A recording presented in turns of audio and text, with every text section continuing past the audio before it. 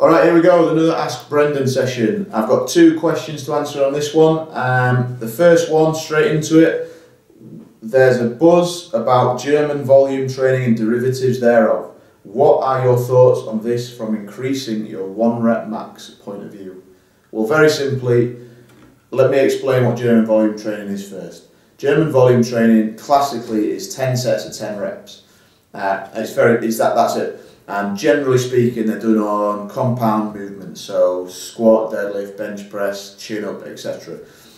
So German volume training is a hypertrophy program, and it's a high volume hypertrophy program. Now, we know that if you're trying to develop strength, so improve your 1 rep max, you need to be lifting loads of 90% on a regular basis. If you're doing 10 reps, your percentage of that is going to be around, you're looking at about 70% of your 1RM. So if you're going to try and, if not less in fairness, if you're trying to develop 1RM strength from 10 reps to 10, it's just not going to cut it. So I would forget German volume training if you're trying to improve strength.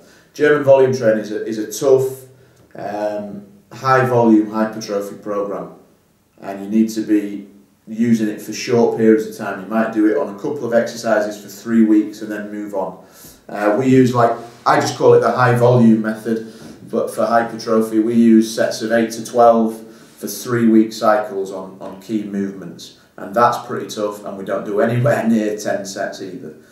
So we'll probably pick 2 or 3 exercises, and we might do 3 or 4 sets on each. So in one hypertrophy session we might do 4 sets of 8 to 10 front squat, 4 sets of 8 to 10 on each leg split squat, and we might finish off with 4 sets of 8 deadlifts, trap bar deadlifts, and that will fry your lower body and back, believe me.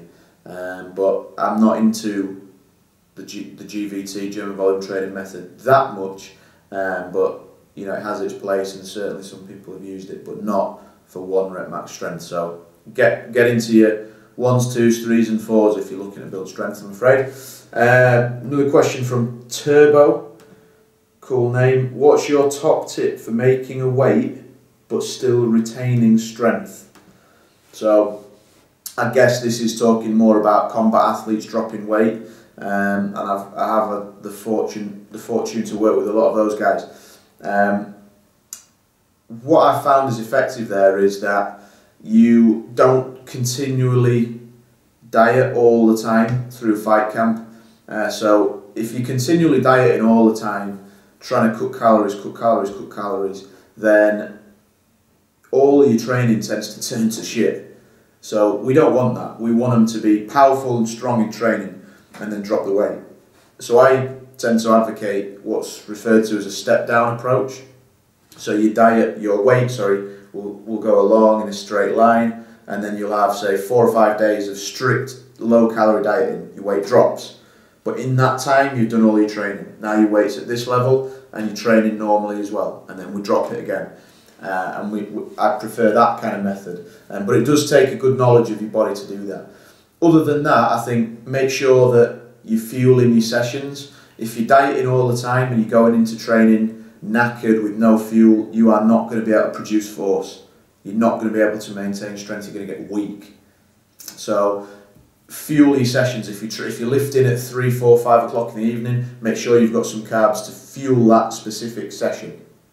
Okay, and then you've got a chance of maintaining strength.